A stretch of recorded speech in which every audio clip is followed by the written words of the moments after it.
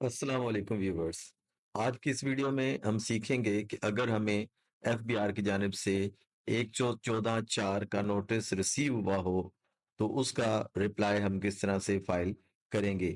FBR की तरफ से रिसीव होने वाला नोटिस 114(4) रिटर्न फाइल करने से रिलेटेड होता है। मेरी आप सबसे रिक्वेस्ट है कि आप जब भी कोई नोटिस फाइल करने लगें तो भले वो सेक्शन 114(4) में करें या 114(1) में करें, उससे पहले आप अपने एफबीआर का अपना अकाउंट लॉगिन करने के बाद एफबीआर मालूमात जरूर चेक करें।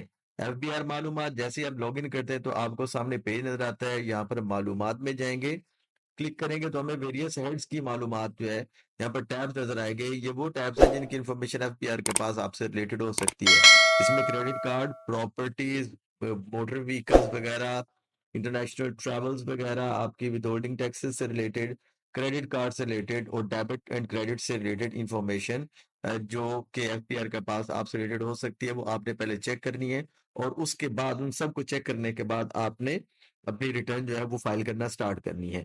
अगर आप अपनी एफबीआर मालूमात को चेक नहीं करते तो उस सूरत में ये हो सकता है कि एफबीआर के पास जो मालूमात हो जो कि आपने अपनी रिटर्न में इनकॉर्पोरेट ना की हो, जो कि एफबीआर मालूमात पे भी मौजूद थी, तो ऐसी सूरत के अंदर एफबीआर आपकी ऑलरेडी फाइल रिटर्न को सेक्शन 122 के अंदर 122(9) का नोटिस देकर आपकी रिटर्न को अमेंड कर सकता है और जो चीजें मालूमात में मौजूद थी आपने ऐड नहीं की, उनको ऐड करके उस पर टैक्स चार्ज कर सकते। तो चलिए बढ़ते हैं अपने रिस्पॉन्स फाइल करने की तरफ। अब जब अपना आईरिस का लॉगिन करेंगे तो आप सबसे पहले अपने इनबॉक्स में जाएंगे, तो यहाँ पर हमें एक डेक्लेरेशन के टैब में रख पेनल्टी का डेक्लेरेशन के टैब में जाएंगे और नोटिस होगा, वहां पे क्लिक करेंगे। रिप्लाई में जाएंगे तो ऑप्शन हमारे पास आएगा रिप्लाई सेक्शन 114 सब सेक्शन 4। जब हम रिप्लाई में जाएंगे तो हमारे सामने एक रिटर्न ऑफ इनकम ओपन होगी। इस रिटर्न ऑफ इनकम के अंदर क्योंकि अब मैं रिटर्न फाइल कर रहा हूँ एक सैलरीड पर्सन की, एक ऐसा सैलरीड पर्सन जिसके पास सैलरी इनकम भी है और उसके अलावा उसका एक स्मॉल बिजनेस है जिसके अंदर वो जैज कैश या इजी पैसा पर कुछ कमीशन भी अर्न करता है। तो सीखेंगे कि इस तरह के शख्स की हम रिटर्न किस तरह से फाइल करेंगे। दोस्तों आपको बता दूं कि रिटर्न अंडर सेक्शन सबसेक्शन 1 हो या सबसेक्शन 4 हो, दोनों का प्रोसीजर फाइल करने का एक ही है। 114 सबसेक्शन 1 के अंदर जो रिटर्न फाइल की जाती है वो without notice tax payer voluntarily file करता है एट एनी टाइम, जबकि ड्यू डेट के बाद जब एफबीआर उसको नोटिस इशू करता है तो वो नोटिस इशू होता है सेक्शन सबसेक्शन 4 के तहत, यानी कि सेक्शन 114 सबसेक्शन 4 के तहत जो है वो रिटर्न का फाइल करने का नोटिस इशू होता है। तो जब हम नोटिस के रिस्पॉन्स में रिटर्न फाइल करते हैं तो वो रिटर्न भी हमारी सेक्शन 114 सब सेक्शन 4 के तहत ही फाइल होती है।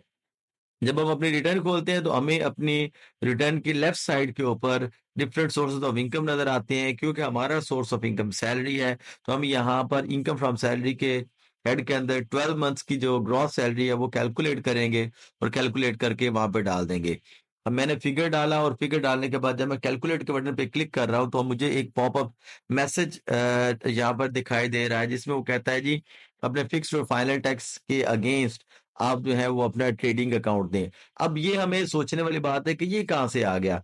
तो जब हम फिक्स और फाइनल के ऑप्शन में गए तो हमने देखा कि ये एक टैक्स पेयर है जिसकी जिसकी कुछ ट्रांजैक्शन हुई है और वो ऑलरेडी यहाँ पर अपीयर हो रही है। जब हमने इसको स्क्रॉल डाउन किया तो हमें पता चला कि ये सेक्शन 233 ब्रोकरेज एंड कमीशन की जो है ना वो इनकम जनरेट हुई है और उस पर 12% के हिसाब से टैक्स चार्ज किया गया है। अब यहाँ पर जो हमारे टैक्स पेयर है इन्होंने 16,000 समथिंग की जो है वो कमीशन अर्न की है और इसके ऊपर एक टैक्स चार्ज हुआ है। हम इसको करते हैं और सेव करते हैं। अच्छा, सेव करने के बाद ये सेव मैं आपको दिखा बताने के लिए किया है। जब हम रिटर्न को सेव करते हैं और दोबारा से हमने इसको अपने रिटर्न के गए गए और इनबॉक्स में चेक किया तो नोटिस था, लेकिन वो उस फाइल नहीं होगा क्योंकि अब ये रिटर्न हम एक दफा ओपन कर चुके हैं और ये रिटर्न हमारी ड्राफ्ट में चली गई है। तो हमें ये रिटर्न ड्राफ्ट के टैब में मिलेंगे। ड्राफ्ट के टैब पे क्लिक किया तो यहाँ पर हमें 114 sub section 4 return to file income on notice नजर आ रही है। इसको हमने एडिट किया, ओपन किया तो फिर हमारे सामने वो रिटर्न आ गई। अब हम देखेंगे कि वो जो हमारे पास फिक्स्ड और फाइनल टैक्स का फिगर आ रहा था वो फिगर हमारे पास कहाँ से आया। तो हमने अपने books of accounts record check किया तो उससे हमें पता चला कि ये जो इनकम है जो हमारे पास आ रही है ये हमारी ब्रोकरेज एंड कमीशन का और एफबीआर का सिस्टम अब क्योंकि जो सारा आपस में इंटीग्रेटेड है तो ये वाली अमाउंट ये फिगर सिस्टम ने ऑटोमेटिकली उठा लिया, हमने फिगर ऐड नहीं किया। तो ये 16,000 समथिंग का ये एक हमारा फिगर है, इतनी हमने कमीशन अर्न की है और उसके ऊपर इतना हमारा जो टैक्स है 3,800 समथिंग जो है ये हमारा कटा है, जबकि जो कटना था क्योंकि ये मिनिमम टैक्स है वो कटना था 1900 समथिंग, तो वो टैक्स चार्जेबल हमारा 1900 समथिंग चला गया। अच्छा, अब हमारा जो मैसेज था वो हमें ये कहता है कि आपने ये जो फिक्स फाइनल है इसके अगेंस्ट आपने ट्रेडिंग अकाउंट भी देना है। तो हम यहाँ पर आएंगे अपने इनकम फ्रॉम बिजनेस में अदर रेवेन्यूज के हेड में गए और यहाँ पर वो सेम फिगर जो कमीशन की हमारी अमाउंट थी वो उठाकर हमने यहाँ पर डाल दी। ठीक है, फिगर डालने के बाद हम कैलकुलेट करेंगे, कैलकुलेट करने के बाद हमने इसका ट्रेडिंग प्रॉफिट लॉस अकाउंट में कोई फिगर नहीं दिया, इट मीन्स कि हम ये समझते हैं कि हमें हमने सेम फिगर उठा दिया। अब क्योंकि हमने बिजनेस इनकम ऐड की है तो हमें यहाँ पर अपनी बिजनेस बैलेंस शीट भी देनी पड़ेगी। तो हम अपनी यहाँ पर बिजनेस बैलेंस शीट के अंदर एसेट साइड और लाइबिलिटी साइड पर कोई भी फिगर ऐड कर दें, इवन कि अगर आप जीरो भी कर दें तो इसका कोई इम्पैक्ट नहीं, बिकॉज जो जिस पर्सन की हम रिटर्न फाइल कर रहे हैं इसकी जो इनकम टोटल इनकम है उसका more than 50% income from salary से आ रहा है, तो ये सैलरीड पर्सन ही कंसीडर होगा। इसके पीछे एक बहुत बड़ी साइंस है कि ये हमें आजकल ये क्यों करना पड़ रहा है। प्रीवियस ईयर्स में इनफैक्ट 2020 से पहले इस तरह का कोई फिगर ना सिस्टम से खुद आता था और ना हमें उसका ट्रेडिंग अकाउंट देना पड़ता था।